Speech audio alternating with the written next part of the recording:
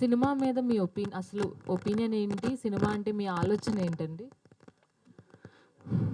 Cinema అంటే నేను ముఖ్యంగా చెప్పాలంటే ఈ సినిమాని రాయలేదు. ఈ సినిమా కాదు. అస్సలు సినిమా అంటే మీ ఒపీనియన్ ఏంటి? ఆలోచన ఏంటి? సినిమా అంటే అంటే ఒక ఎంటర్టైన్మెంట్. దాంతో పాటు ఒక ఇవ్వాలనుకుంటే ఒక చిన్న మెసేజ్. అంటే మనం ఇప్పుడు సినిమా ఒక మెసేజ్ చెప్పాలంటే మనం డైరెక్ట్ చెప్తే వినరు. అది ఒక ఎంటర్టైన్మెంట్తో ఒక మెసేజ్ చెప్తే కొంచెం రీచ్ అవుతుందని అనుకుంటున్నాను. అందుకనే ఏదైనా బోల్డ్ కంటెంట్ ఫస్ట్ చెప్పేస్తే యూత్ అట్రాక్ట్ అవుతారు. దాని ద్వారా మెసేజ్ చెప్పాలన్నది మీ ఫైనల్ కంక్లూజనా? లేదండి. అంటే ఇది జరిగిన కథ. అంటే జరిగినట్టే తీయాలి కదా అనేది దానికోసం తీసాను. అంటే బోల్డ్ కంటెంట్ అని కాదండి. ఇక్కడ అందరూ అంటారు సినిమాలు చూసి జనాలు చెడిపోతారంటారు.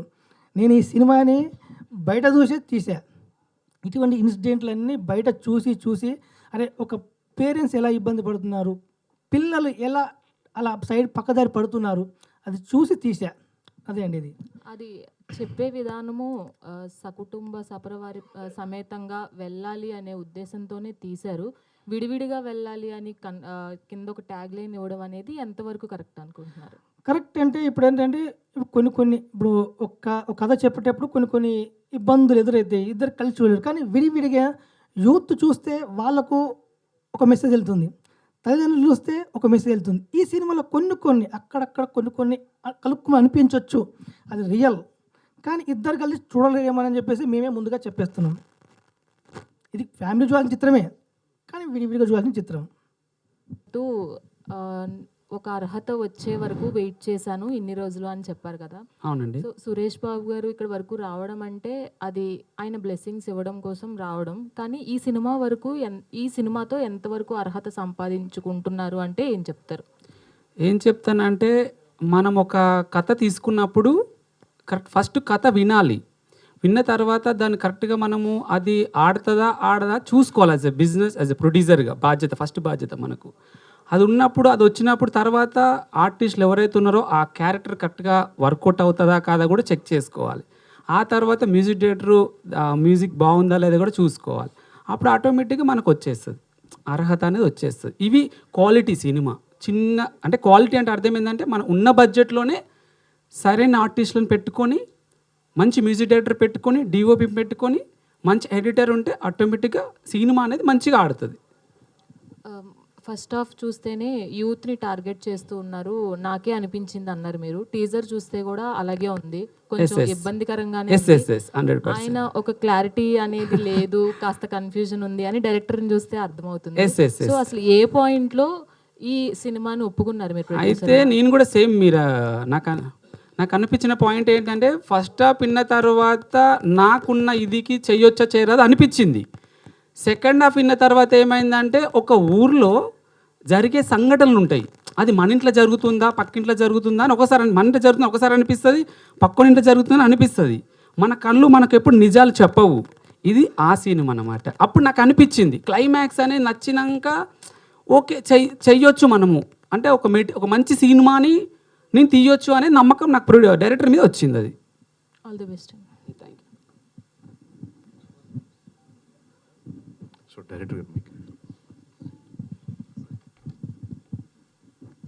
సార్ సెన్సర్ అయిపోయింది సార్? అయిపోయింది సార్. అయిపోతుంది సార్. బేసిక్గా మీరు అన్నారు కదా పిల్లలు కానీ ఆడపిల్లలు కానీ ఆ టీనేజర్స్ ఎవరైతే ఉన్నారో వాళ్ళు చూడాలని చెప్పేసి. అవునండి. కానీ మీకు ఏ సర్టిఫికేట్ వచ్చినట్టయితే మీరు ఎవరైతే టార్గెటెడ్ ఆడియన్స్ అనుకున్నారో 18+ వాళ్ళు మాత్రమే చూడొచ్చు కదా. అవును. ఆ మెసేజ్ వాళ్ళకి అంత మీరు రీచ్ అవుదాము ఎందుకు చూస్తారు కదా, 18+ వాళ్ళే చూడాలిగా, వాళ్ళే కదా ఇప్పుడు. మీరు చూపించింది 9th standard and intermediate first year. అదే అండి, మరి ఏమన్నా ఇక చేయాలి. ఇక ఇటువంటి సినిమాలు కూడా చూడాలి అంటే ఒకటి ఇక ఓటీటీలో చూస్తారు మామూలుగా, ఇక అదే చేయాలి. సార్ మీరే ఓటీటీ అని చెప్పేస్తున్నప్పుడు ఇంక థియేటర్కి వచ్చేందుకు చూస్తారు అంటే అది చెప్పండి సార్ చెప్పండి. మేము ఒక కంటెంట్ చేసామండి, ఇంకా అది ఇప్పుడు మనం చూసే వాళ్ళని అయితే ఆపలేరు అండి. థియేటర్ల వద్ద కానీ ఎక్కడికైనా చూసి ఆపలేరు కదా, చూసేవాళ్ళు చూస్తారు. ఇది సినిమా నిజం ఏంటో చెప్పాం. ఎవరు చూస్తారు అనేది వాళ్ళే చూడాలని లేదు. నిజం ఒకటి జరిగింది ఇక్కడ, ఇలా జరుగుతుంది ఇక్కడ అని బాధ్యత. ఇందాక స్పీచ్లో కూడా చెప్పాను, అందరికీ బాధ్యత గుర్తు చేస్తుందని. ఓకే, మీరు అన్నట్టు 15 years 16 years చూడకూడదు కాబట్టి 18 years తర్వాత చూస్తారు. దీన్ని ఇంకో వర్షన్ కూడా డైరెక్ట్ ఎడిట్ చేయమన్నా U/A వచ్చేటట్టుగా చూస్తే శాటిలైట్ దాని ద్వారా కూడా వెళ్ళొచ్చు ఇంకో వర్షన్ అని చెప్పాను. అది వెళ్తుంది, కంటెంట్కి వెళ్తుంది. ఫస్ట్ చేశారు కాబట్టి ఆ సినిమా అది వెళ్తుంది. U/A సర్టిఫికేట్ వచ్చిన తర్వాత మీరు దానికి వెళ్ళొచ్చు. Okay sir. ఒక డ్రెస్సింగ్ స్టైల్ని బట్టే ఇప్పుడు ఏయో ఘోరాలు జరిగిపోతున్నాయి అన్న మాట్లాడుకుంటున్న రోజులు ఇవి. మీ సినిమా కంటెంట్ చూపించి అంటే ఒక క్లారిటీ లేకుండా ఇంత కన్ఫ్యూజన్తో ఈ కంటెంట్ ద్వారా అసలు మెసేజ్ ఇద్దాం అనుకుంటున్నారా లేదంటే మైండ్లో చెడగొట్టాలనుకుంటున్నారా అనేది అర్థం కావట్లేదు. మీకు క్లారిటీ లేని ఎందుకు అనిపిస్తుందని? మీరు చెప్పే ఆన్సర్స్లో క్లారిటీ లేదు, సో మచ్ ఆఫ్ కన్ఫ్యూజన్. ఇప్పుడు అడిగిన క్వశ్చన్కి కూడా ఓటీటీయా థియేటర్ కల్లా సెన్సార్ అయిందా అంటే దానికి కన్ఫ్యూజనే కనిపిస్తుంది కదా. సో ఎందుకు అంత కన్ఫ్యూజన్ అనేది? ఏం లేదండి, జర్ర కొత్త కదా, ఇప్పుడే ఇక్కడికి వచ్చారు. సినిమాలో ఏంటంటే చక్కగా ఓ 1 year కష్టపడి స్క్రిప్ట్లో దాన్ని బాగా ఆర్టిస్టులను ప్రిపేర్ చేసుకొని దాన్ని తెరపై షాట్ వచ్చేంత వరకు తీసి నా ధ్వరిలో ఉంటుంది కాబట్టి పర్ఫెక్ట్ నేను ఏం చెప్పాలో ఏం తీయాలో అది తీసా. ఇక్కడ కొంచెం కొత్త కదా మీతో ఇంటరాక్షన్ అనేది, జర్ర నేను ప్రిపేర్గా రాలే. సినిమా అనేది నేను చెప్పాలి, 1 year స్టోరీ రాసి రీసెర్చ్ చేసి పర్ఫెక్ట్ దిగుతుంది. మీరు అన్నారు కదండి ఈ కన్ఫ్యూజన్, ఇక్కడ నాలో కన్ఫ్యూజన్ ఉండొచ్చు, సినిమాలో no confusion. First clarity, 100% clarity. ఇది గుర్తుంచుకోండి. నేను ఎంత క్లారిటీగా ఉంటే ఈ చిత్రం యువకులు అని ఎందుకు ఆ మెసేజ్ అంత క్లారిటీ ఉన్నది చెప్పానండి. అది బెక్కం గారు సార్, ఫస్ట్ మీరు హుషార్ అని బ్లాక్ బస్టర్ కొట్టారు, ఇప్పుడేమో హుషారు పిట్టలు అనే దానికి గెస్ట్గా వచ్చారు. హుషార్ అనేది మీ ఇంటి పేరులాగా మారిపోయినట్టుంది. ఇది అంటే ప్రొడ్యూసర్ అన్నారు, బట్ ఇది యాక్సిడెంట్. నాకు తెలియదు, ముందే పెట్టేశారు టైటిల్ వాళ్ళు. ఆల్రెడీ హుషారు డైరెక్టర్ హుషారు 2 అని కూడా సినిమా ఆల్రెడీ స్టార్ట్ చేశారు, జరుగుతుంది. హుషారు పిట్టలన్నీ సినిమాకు చూస్తే సినిమాకి యాప్ట్గా ఉంది, యూత్ఫుల్గా ఉంది. బట్ వాళ్ళు ఇష్టపడి పెట్టుకున్నారు కానీ దాన్ని నాకు ముందే టైటిల్ పెట్టేశారు. ఈ సినిమాని పర్టికులర్గా బ్యాక్ చేయడానికి ఏంటి సార్ రీజన్? ఓన్లీ కాదు, సినిమా నచ్చిందండి, సింపుల్. నీకు చెప్తున్నా, చాలా సినిమాల్లో వచ్చి చూపిస్తారు, బాధ్యతగా చూస్తాము, వాళ్ళకి కావాల్సిన సజెషన్లు ఇస్తాము, ఇది మా జడ్జిమెంట్ చెప్తుంది, వర్కౌట్ అవ్వదు, ఇలా ఉండదని చెప్తాము. ఇది చూసిన తర్వాత 100% నాకు నచ్చింది. సేమ్ ఫీలింగ్ ఫస్ట్ హాఫ్ చూసినప్పుడు వెళ్తుంది. తర్వాత సెకండ్ హాఫ్లో చెప్పాల్సిన మ్యాటర్ చెప్పాడు కాబట్టి 100% ఎంకరేజ్ చేయాలి. న్యూ టాలెంట్, వాళ్ళ ఎక్స్పీరియన్స్లో చాలా బెటర్గా తీశారు. అలాగే వచ్చి సురేష్ బాబు గారికి చెప్పడం, ఆయనకు నచ్చడం, దాని ముందుకు వెళ్ళిపోతుంది. పుట్టు చెట్టి ఈ ఇది ఆయన రియల్ ఇన్సిడెంట్ అంటాడు, చాలా చూశాను, ఊర్లో చూశాను చాలా అంటాడు. దీంట్లో చాలా మీ ట్రేజర్లో చూపించినట్టు చాలా ఇంటిమసీస్ ఉన్నాయి. మీకు అసలు ఏం చెప్పారు, ఇన్ని సీన్లు ఉంటాయని అసలు ఏం చెప్పారు వాళ్ళు కథ చెప్పినప్పుడు?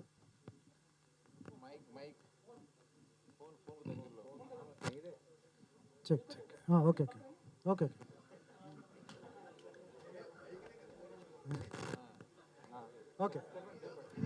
టీజర్లో చాలా ఇంటిమసీ సీన్స్ ఉన్నాయి. తర్వాత ఫస్ట్ హాఫ్ అంతా నాకు తెలిసి ఏ సీన్స్ ఉంటాయి. తర్వాత సెకండ్ హాఫ్ వచ్చేటప్పటికి మీరు డైరెక్ట్గా చెప్పినట్టు రిలీజ్ అవుతారు, ఫ్యామిలీలో ఏదో జరుగుతుంది, ఇదంతా అయిపోయిన తర్వాత చివరిలో ఎండ్లో చిన్న క్లైమాక్స్లో చిన్న మెసేజ్ ఒకటి ఇచ్చి ఏడుపుతో పంపిస్తారు. మీకు అసలు డైరెక్టర్ ఏం చెప్పాడు ఈ కథ? ఏ సీన్లు ఇంటిమసీ సీన్లు ఫస్ట్ ఇంట్రడ్యూస్ అవుతున్నారు, ఇటువంటి క్యారెక్టర్ ఎంచుకోవడానికి రీజన్ ఏంటి? Thank you so much for this question అండి. సో మీరు అన్నట్టు చిన్న మెసేజ్, అవును చిన్న మెసేజే, కానీ ఏమో పెద్ద ఇంపాక్ట్ ఉండొచ్చు. సో ఈ మూవీ నాకు ఎలా రీచ్ అయిందంటే మా మేనేజర్ గారు మాకు రీచ్ అయ్యారు. సో అండ్ సో స్టోరీ ఉంది అని చెప్పేసి అన్నారు. మేము వెళ్ళటం జరిగింది, ఆఫీస్కి వెళ్ళాము. సార్ భిక్షు సార్ నరేషన్ స్టార్ట్ చేశారు. ఫస్ట్ హాఫ్ కంప్లీట్ అయిపోయింది. అలానే ఇంకా నీకు వేరే కాల్ వస్తుంది సార్ అని చెప్పేసి ఎమ్మటే నేను అమ్మ దగ్గరికి వెళ్ళిపోయాను. వెళ్ళాను, అమ్మ దగ్గర వెళ్ళిపోయి, సార్ అమ్మ వెళ్ళిపోదాం పదమ్మా, అర్జెంట్గా వెళ్ళిపోదాం పద అని చెప్పేసి అన్నాను అమ్మతోటి. ఏమైందని అమ్మ కూడా అడగడం మొదలుపెట్టింది. సో ఎమ్మటే అసలు ఏమి ఇన్ఫామ్ చేయకుండా మేము వెళ్ళిపోయాము. ఇంటికి వెళ్ళిపోతే భిక్షు సార్ కూడా ఎమ్మటే కాల్స్ అవి చేస్తున్నారు. సో మేమేం రెస్పాండ్ అవ్వలేదు. రెస్పాండ్ అవ్వలేదు. కొన్ని రోజుల తర్వాత మళ్ళీ కాల్స్ వస్తూనే ఉన్నాయి.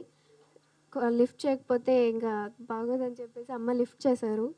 లిఫ్ట్ చేస్తే ఒకసారి మీరు వినండి, ఫస్ట్ హాఫ్ విన్నారు ఓకే, సెకండ్ హాఫ్ కూడా వినండి. మీకు వింటే మీకు నచ్చితే ఓకే, నచ్చకపోతే మీ ఇష్టం, నేనేమీ ఫోర్స్ చేయట్లేదు. ఒకసారి రండి వినండి అనేసి క్లారిటీ ఇచ్చారు.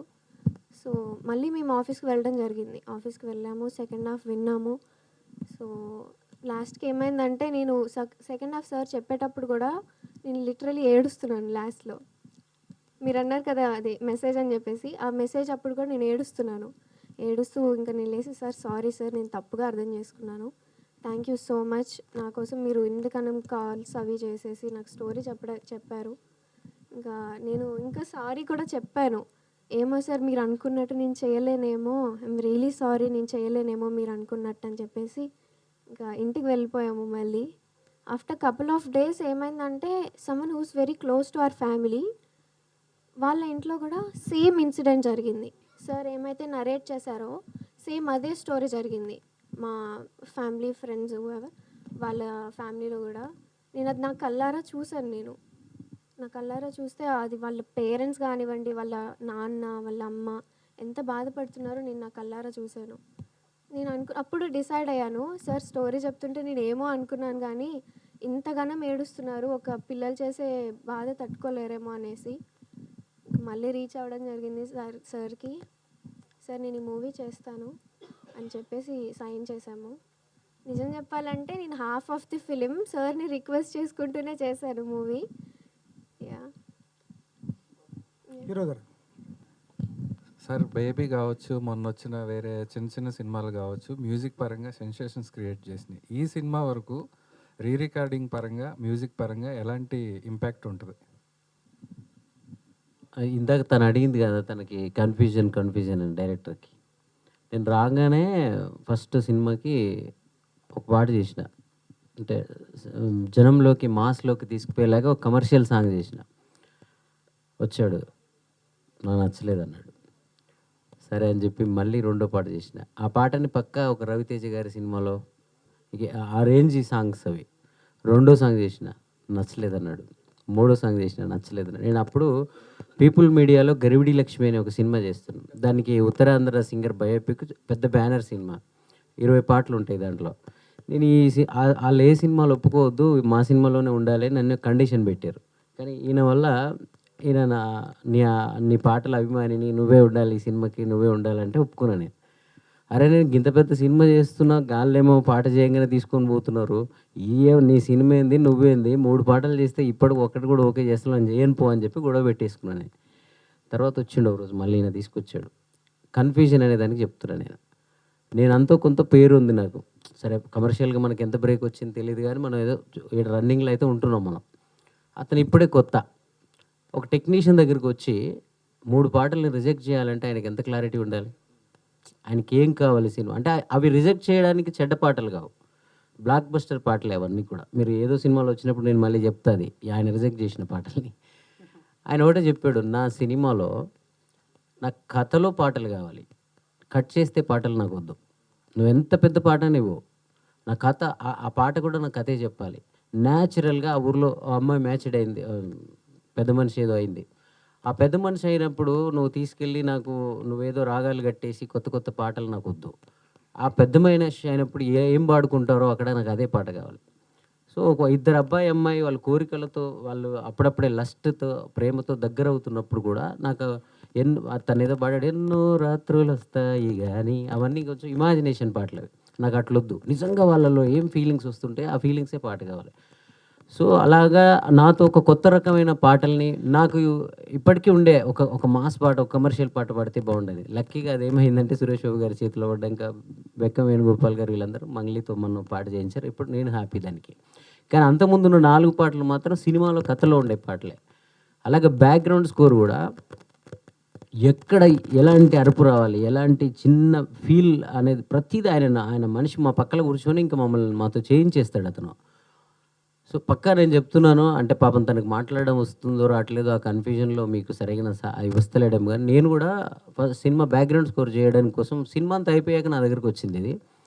నాకు కొంచెం మంచి ఇమేజ్ ఉంది. చరణ్ అర్జున్ ఏదో ఎమోషన్స్ చేస్తాడు, నాన్న పాటలు ఇలాంటి అమ్మ పాటలు అని ఊరి పాటలు చేస్తాడని. మనోడు వచ్చి ఫస్ట్ హాఫ్ చూస్తున్నా వెనక కూర్చున్నాడు. నేను ఎప్పుడు వెనక్కి తిరిగి ఏంది నేను నేను ఏ సినిమా తీసుకొచ్చావు నా దగ్గరికి అని చెప్పి అనాలని, సీరియస్ అవ్వాలని చూస్తూనే ఉన్నాను సినిమాని. అలాగా కొంచెం సినిమా వెళ్ళి ఫ్రీ ఇంటర్వ్యూల ముందుకు వచ్చేటప్పటికి అప్పటిదాకా ఆ సినిమా అలా ఉండడానికి కారణమైన ఒక అది చెప్పాడు బ్యాంగ్ అక్కడ.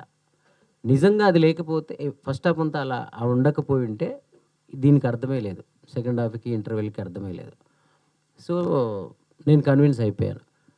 సెకండ్ హాఫ్కి వచ్చిన తర్వాత ఫస్ట్ హాఫ్లో ఒక అల్లరి చిల్లరి డైరెక్టర్ అలా కనపడతాడు అతను, సరదాగా మామూలుగా తిరిగే డైరెక్టర్ లాగా. కానీ సెకండ్ హాఫ్ వెళ్ళిన తర్వాత ఏ మెచ్యూర్డ్ సెన్సిబుల్ పెద్ద డైరెక్టర్లకే తీసిపోడు. నేను మీ అందరూ రాసి పెట్టుకోండి, భిక్షు అనేవాడు చాలా పెద్ద డైరెక్టర్ అవ్వబోతున్నాడు.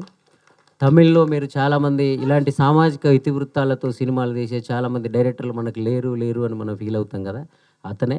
ప్లీజ్ అతన్ని రెస్పెక్ట్ చేస్తూ మీరు క్వశ్చన్స్ అడగండి. కథలను ఎందుకు బేస్ చేసుకొని పట్టుకుంటున్నారు? నేను అలాంటి సినిమా ఇప్పుడు ఇంతకు ముందు చేయలేదు. ఎట్లా లేదు, హుషార్ మూవీ ఉంది. Okay okay, romance, Roti Kapada romance, so ఇవన్నీ వాటి చుట్టే కదా తిరిగేవి. Okay, romance, romantic love story. అంటే ఫస్ట్ నుంచి కూడా నా లవ్ స్టోరీ సినిమా చూపిస్తాం మామ, టాటా బిర్లా మధ్యలో లైలా, ఇప్పుడు ఫ్యామిలీ డ్రామాస్ చేసి తర్వాత మేము వయసుకు వచ్చాం, ప్రేమేష్ కాదల్ సినిమా చూపిస్తాం మామ, నేను లోకల్, ఇవన్నీ ఒకటి. నేను యూత్ అండ్ ఫ్యామిలీకి టార్గెటెడ్గా ఉంటాను. ఎందుకంటే ఫస్ట్ నుంచి కూడా నాకు ప్రత్యేకంగా లవ్ స్టోరీస్ అంటే ఇష్టం. యూత్ ఫస్ట్ ఆడియన్స్ థియేటర్కి వచ్చేది యూత్ 15 years నుంచి 25 years బ్యాచ్ 18 వాళ్ళే ఫస్ట్ ఆడియన్స్ థియేటర్కి ఎక్కువ సినిమా మీద ఉంటుంది. కాబట్టి కమర్షియల్గానే ఆలోచించిన ఏదైనా యూత్ సినిమాలు చేస్తే బాగా డబ్బు వస్తుంది, ఎక్కువ మైలేజ్ వస్తుంది అనే ఉద్దేశంతో యూత్ అండ్ ఫ్యామిలీ సినిమాలని ఎక్కువ ఇష్టపడతాను. నాట్ ఓన్లీ యూత్ సినిమాల కంటే యూత్ అండ్ ఫ్యామిలీ సినిమా ఇష్టపడుతుంది. రిలీజ్ ఎప్పుడు అనుకుంటున్నారు సార్? రిలీజ్ జరుగుతుంది, పబ్లిసిటీ ఇప్పుడు స్టార్ట్ చేశాం కదా, సపోర్ట్ చేస్తున్న టీమ్ అందరికీ. డెఫినెట్లీ సురేష్ బాబు గారే ప్లాన్ చేస్తారు, వాళ్ళు డిస్ట్రిబ్యూషన్ మొత్తం వాళ్ళది కదా, వాళ్ళే ప్లాన్ చేస్తున్నారు. మంచి డేట్ చూసి రిలీజ్ చేస్తారు వాళ్ళు. వచ్చారండి ఫస్ట్ ఆయుధం సినిమా ద్వారా. ఇదేమిటమ్మా మాయా మాయ మీ ఫస్ట్ సాంగ్. ఆ సాంగ్ రీసెంట్ కూడా బాగా వైరల్ అయిపోయింది కే ర్యాంప్లో. దానిపైన మీ రియాక్షన్ ఏంటి? అప్పుడెప్పుడు ఊహ తెలియనప్పుడు ఇండస్ట్రీకి వచ్చి ఆ పాటలని హిట్ అయినప్పుడు నా మనసులో ఒకటి ఉండేది, స్టైల్లో మెరుపై సాగర, రచ్చలో డిల్లక్ రవితేజ గారి శంభో శోషం, అన్ని మంచి పాటలు, నాగార్జున గారు ఇంత అందంగా ఉన్నాయి. ఈ రీల్స్ ట్రెండ్ ఉన్నప్పుడు, ఈ టెక్నాలజీ ఇంత ఉన్నప్పుడు ఆ పాటలు వచ్చి ఉంటే బాగుండేదని నేను ఎప్పుడు మనసులో అనుకుంటా. సో నేనేమైనా అనుకుంటే నేచర్ ఎమ్మటే అది తీరుస్తుంది నాకు. సో అలాగే ఇదేమిటేమో వైరల్ అయిపోయి నా ఫస్ట్ సాంగ్ ఇదే అని చెప్తే ఆ పాటకి నా పిల్లలు కూడా డాన్సులు వేస్తున్నారు నాదని తెలియకుండానే. సో అదొక హ్యాపీ. దానికి ఆ కిరణ్ అబ్బవరం గారికి థ్యాంక్స్ చెప్తున్నాను. సారీ, షూట్ ఎంజాయ్ చేసావా? ఎంజాయ్ అంటే క్యారెక్టర్ని ఎంజాయ్ చేసా. ఎలా అనిపించింది? బాగుందండి, కొత్తగా ఉండే, అంటే ఏజ్లో ఉన్న క్యారెక్టరే కదా, సో బాగా అనిపించింది. సార్ డైరెక్టర్ గారు, సార్ ఈ ఇద్దరు కొత్త వాళ్ళు వర్క్షాప్స్ ఉంటాయా? ఇటుకి ఏంటండి వర్క్షాప్లో పెడతారా? వర్క్షాప్సా? పెట్టానండి. పెట్టారా? ఏం చేపిస్తారు సార్? పెట్టారండి. పెట్టకపోతే అమ్మాయి కొత్త, అబ్బాయి కొత్త, అంటే ఇంత పర్ఫెక్ట్గా ల్యాండ్ కావడానికి వర్క్స్ పెట్టాను. కానీ మీరు అనుకున్నట్టు కాదు, నాకు అర్థమైంది మీ ఉద్దేశం. జస్ట్ యాక్టింగ్ ఎంతవరకు ఏం చేయాలో, అంటే పర్ఫార్మెన్స్ వైజ్లో, అంటే మీరు టీజర్లో చూపించింది ఒకవైపే, సెకండ్ హాఫ్ రెండో వైపు అమ్మాయి విశ్వరూపం ఉంటుంది, ఆ విశ్వరూపాన్ని వర్క్షాప్ పెట్టా. అది అండి.